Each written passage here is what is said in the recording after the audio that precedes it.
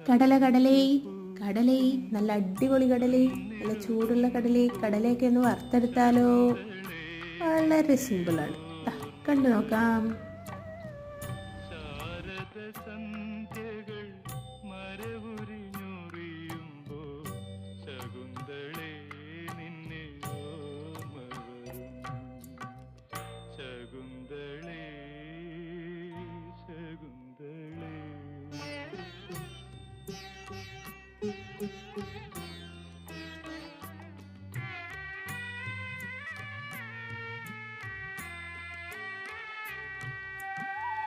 മാനത്തെ വനജോത്സ്ന നനയ്ക്കുവാൻ പൗർണമി മൺകുടം കൊണ്ട് നടക്കുമ്പോൾ